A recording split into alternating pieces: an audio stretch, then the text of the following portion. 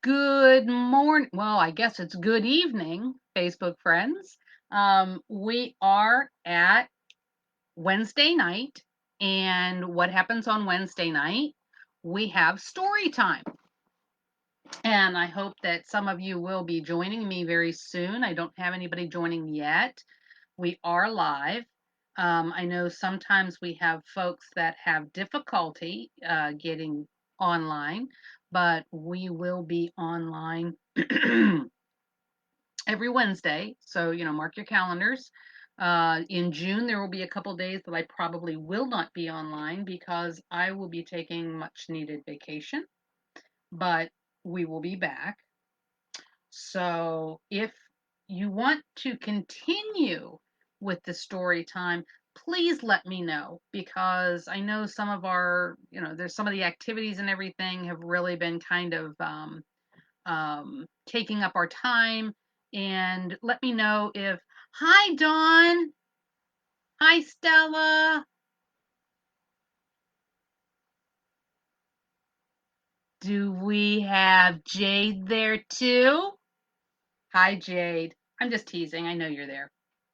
Um, but I need some positive feedback to see if people are really, really enjoying this. And I know sometimes they can't watch right now and they watch later, but leave me a message to let me know that you really are enjoying this, and I will continue to do it.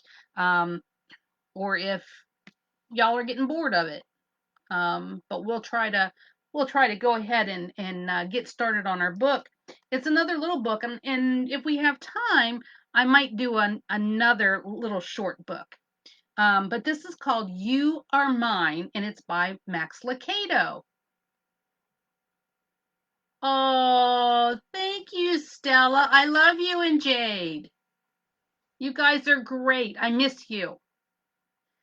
The story is, and I did another story that was kind of about the the Wimmicks, and this too is about the Wimmicks. So it's a different book, but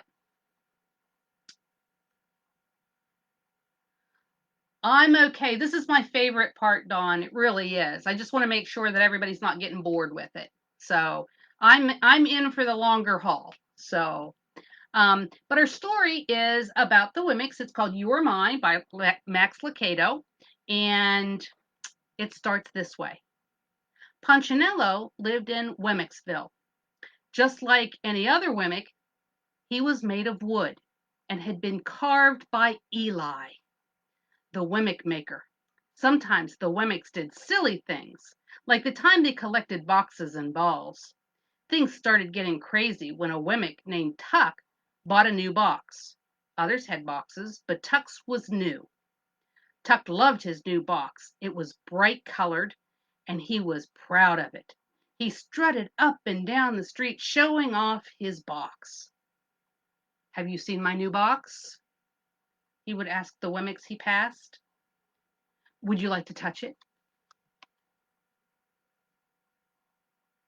There he is with his box, shiny and new. Tuck found Punchinello. Don't you wish you had a new box? He teased. Punchinello thought Tuck's box was beautiful, and he wished for a box of his own. Soon Tuck began to think he was better than other Wemmicks because he had a new box. Nip disagreed. My box is as good as Tuck's, he said, showing off his box on the other side of the street. Tuck gave Nip a bad look. Then he had an idea. He stepped into a store and he bought a ball. Now he had more things than Nip, a box and a ball.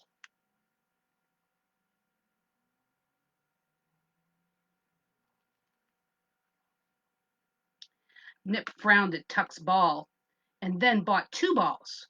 He boasted to Tuck, I have more than you. Before he knew it, Tuck was buying another box. Then Nip bought another ball. Then Tuck bought a ball. Then Nip bought a box. Ball, box, ball, box. Tuck, Nip, Nip, Tuck. On and on it went. The mayor tried to stop the whole mess. You two are being silly, he said to Nip and Tuck. Why? Who cares who has the most toys? You're just jealous, they replied, because you don't have any. Jealous of you? Ha! But soon the mayor was in the store buying boxes and balls.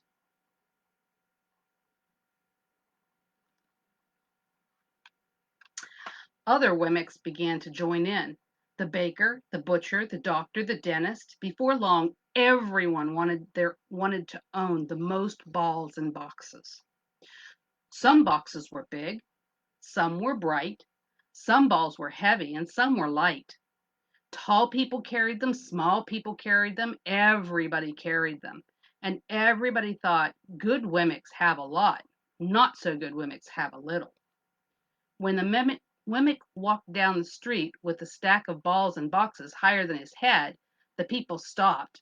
Now there goes a good Wemmick, they would say. But when the Wemmick passed by with only one ball or box, the others would whisper, poor, poor Wemmick.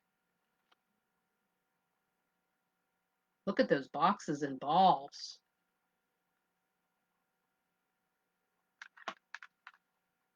Of course, Punchinello didn't want to be called a poor Wemmick. He searched through his closet and he found one little ball. He dug into his pocket and he found enough money for one small box. I know what I'll do, he declared. I'll sell my books to get money to buy more boxes and balls. So he bought a blue and a green box with clouds painted on the sides, but still he wanted more. He worked nights for extra money and bought a ball, and since he was working nights, he didn't use his bed. He sold it and bought two more balls. Soon Punchinello had an armful, but other Wemmicks had more. There he is looking at his books, thinking about selling them. Some of them carried so many boxes and balls, they had trouble walking. Punchinello wanted to be like the Wemmicks, so he sold more stuff, and he worked more hours, and his eyes were tired from not getting any sleep. His arms were tired from carrying toys, and worst of all, his friends couldn't remember when Punchinello last came to play. We haven't seen you lately, Lucia said. Why don't you come and play? Asked Splint. Not everyone cared about boxes and balls. Punchinello's friends didn't, but Punchinello told his friends, I've got work to do. His friends sighed, but Punchinello only cared what the other box and ball people thought. So he got a new idea. I'll sell my house. There he is with his boxes and his balls. That's crazy, cried Lucia. Where will you live? Asked Splint. But all Punchinello could think about was the toys he could buy with all the money. So he sold his house. He bought boxes and boxes and balls and more balls. He carried so many toys he couldn't see where he was going. His stack went way above his head, but he didn't mind. So what if his arms ached? So what if he kept walking into walls? So what if he had no friends? He had boxes and balls. And when he passed Wemmicks, they would turn and say, wow, he must be a good Wemmick. Punchinello felt great. I'm a good Wemmick, he thought. Look at that. He's actually sleeping in his boxes. That's not good. I don't think I'd want to sleep in a box. I don't know about Stella and Jade, but I wouldn't want to live in a box. But then the mayor's wife changed the rules. She was very proud of her boxes and balls. She not only had a lot, but she also had special kinds. She bought them at the fanciest stores with fancy names and left the names on the boxes so everyone would see them. She wanted to be the best Wemmick. One day she had an idea. Not only will I have the most, but I will go the highest. So she climbed on top of one of her boxes and shouted, look at me, everybody! Immediately, all of the box and ball people tried to outdo her. One climbed on a fountain, another on a balcony, and then another onto a roof. It was the mayor who spotted the mountain, however. There's the mayor's wife. She's on top of everything. Behind the village stood Wemmick's Peak. I'm going to top of the mountain, the mayor shouted. The race was on. Wemmicks loaded with boxes and balls began running up the mountain. It was a crazy race. Since the people couldn't see where they were going, they bumped into each other. Exhausted, they fell over their own feet. Some fell off the trail, but the rest kept going. Bringing up the rear was Punchinello. After all, he'd only been a good Wemmick for a short time. He wasn't used to carrying so much. But since he couldn't see, he didn't know where he had left the trail. Suddenly, he was all alone. I'm ahead of the others, he thought. I'll be the highest with the most. Look at all of those people. Can you imagine? I can't. About the time Punchinello's foot caught the edge of a porch step, he tried to keep his balance. His toy swayed to the right and then to the left. He leaned back and then forward and then tumbled right through the door of Eli's workshop. When Punchinello realized where he was embarrassed. For a long time he stayed face down on the floor. One of the balls rolled across the floor to Eli's workbench. The woodcarver turned around. Punchinello! Eli's voice was calm and kind. The Wemmick could feel his face turn red. Looks like you've been carrying a big load, Punchinello. Punchinello? Punchinello rose to his knees, his head low. These are my boxes and balls, he said quietly. Look at him where he fell. Everything went flying.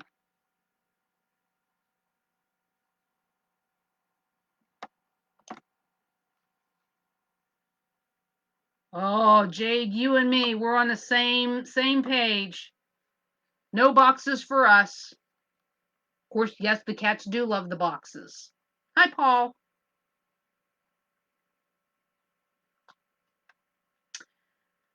Do you play with boxes and balls? Asked Eli. Punchinello shook his head. Do you like boxes and balls? I like the way they make me feel. And how do they make you feel? Important, Punchinello answered, still with a small voice. Eli observed. So you've been thinking like the other Wemmicks, that the more you have, the better you are, and the happier you'll be. I suppose so. Come here, Punchinello. I want to show you something. There's Punchinello with Eli, just kind of looking at his boxes and balls. Punchinello looked up at Eli for the first time. He was glad that the Wemmick maker wasn't mad. Punchinello followed Eli to the window. Look at them, Eli said. Punchinello saw the Wemmicks climbing the mountain. They were tumbling and stumbling and fighting each other to get ahead. Do they look happy? Eli asked. Punchinello just shook his head. Do they look important? Not at all, Punchinello said. Seeing the mayor and his wife, the mayor was on the ground, and she was stepping on his back. She had a box on her head, and he had a ball in his mouth. Did I create them to act that way? Asked Eli. No. There's Eli and Punchinello.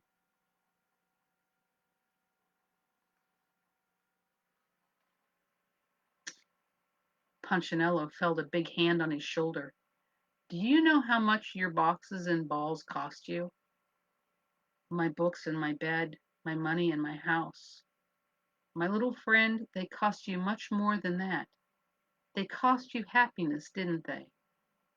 Punchinello paused. Yes. They cost you friends. What's worse, you did not trust me to make you happy. You trusted in toys. Punchinello looked at his toys, and suddenly they didn't seem so valuable. I kind of messed up. That's okay. You're still special. Punchinello ducked his head and smiled. You're special, not for what you have, but for who you are. You are mine, and I love you. Don't forget that. There's little Punchinello with Eli's hand on his shoulder.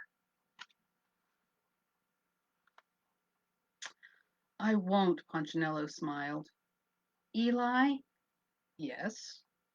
What should I do with these boxes and balls? Perhaps you should give them to someone who really needs them. Punchinello turned to leave, but stopped. Eli? Yes. I don't have a place to sleep. Eli smiled and offered, would you like to sleep here tonight? I sure would. I'm very tired.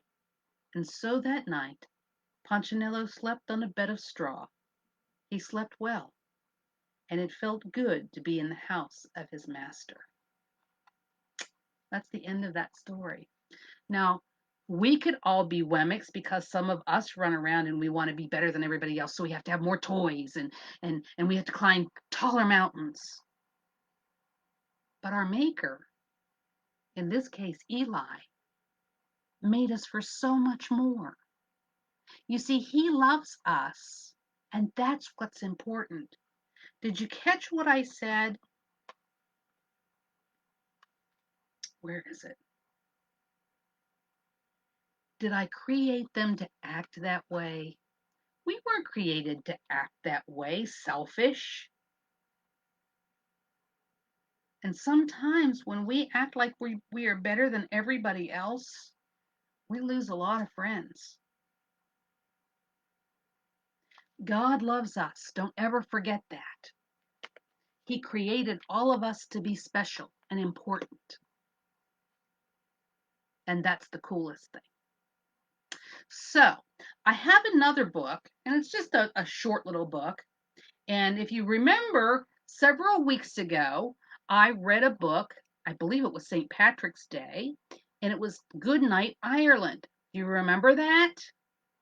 Well, if you do, my friend that sent me that book sent me this one, and it's one of his favorite places, England.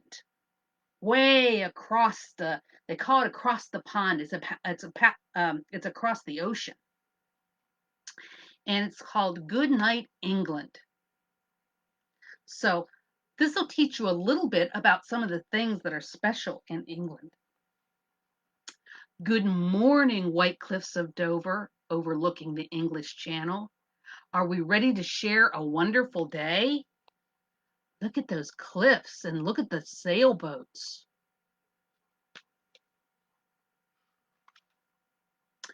Good morning, Your Royal Highness, Elizabeth II, the Queen of England. Happy springtime, little lambs of the lovely Lake District. There's the Queen, and there's the little lambs and the sheep.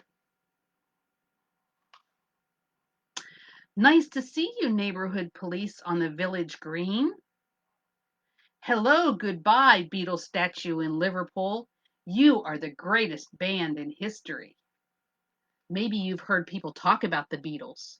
Their police dress a little bit different than ours, don't they? And that's actually how they dress over in England. It's what their police officers look like. Greetings, English gardeners. Don't your flowers smell nice? We salute you, Queen's Guard at Buckingham Palace. They do have beautiful flowers, and the guys with the big tall hats, they don't mess around. Ahoy there, River Thames, flowing through the great city of London. Do you know what that bridge is? Have you ever sung the song London Bridge is Falling Down? That's London Bridge, but it's not falling down. Happy summertime, friends enjoying fish and chips by the sea. Drive carefully, double-decker bus. There's the sea and there's the double-decker bus.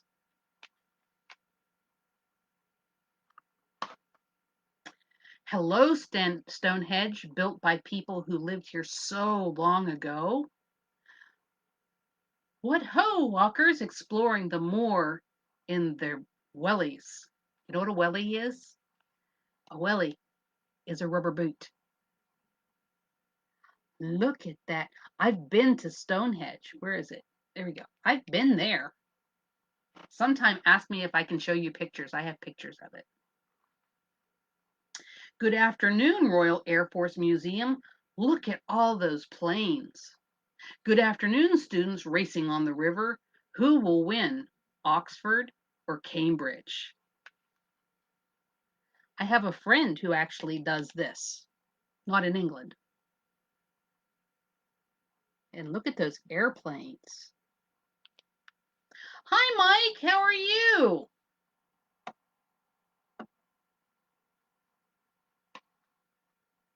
It's tea time. Would you like a scone? Hurry, tennis stars at Wimbledon. Look at that. They have teas and scones and little sandwiches. And then Wimbledon is really, really a big thing over there where they play tennis. Good evening, boaters, exploring one of England's many canals. Good evening, sweet sunset over Land's End. Look at that little boat and all the swans. And then there's the sunset. It's good to see you, friends, shopping in York. Good night, lovely cottages of the Cotswolds. Cotswolds. There we go. There's the shopping, and look at that big house. It's a big cottage. Usually the cottages aren't that big. Good night, magnificent Windsor Castle, home of the royal family. In England, there is a flagpole on one of these towers. And when you see the British flag hanging from it, that means that the Queen is in residence. But if it's just a pole, there's no flag on it, that means that she's not there. I've been there when she was in residence. She was there. Good night, knights. Can you imagine knights in shining armor from the days of King Arthur? Sleep tight, children of England. Thank you for sharing a wonderful day. Can you see the knights over there? And time to go to sleep. England is a very, very pretty place. It's very different than us over here. But the people are very nice, just like a lot of the people over here. And you know what? We all came from the same maker, no matter how we look, no matter how we sound. I hope you enjoyed our 2 stories tonight. I want to thank David for sending me the Good Night England. I hope he enjoys when I read it. He usually watches it later on. So I hope all of you enjoyed it. And I will be back again next week with a new story. And we'll see what that is. Maybe I'll do a princess story. What do you think, girls? Think you'd like that? You all have a wonderful week. I miss you. I'll be back in church this week. And remember, girls, remember Mother's Day is coming up. So be nice to mommy. Okay? I will see you later and have a great, great evening. I love you all. Bye-bye.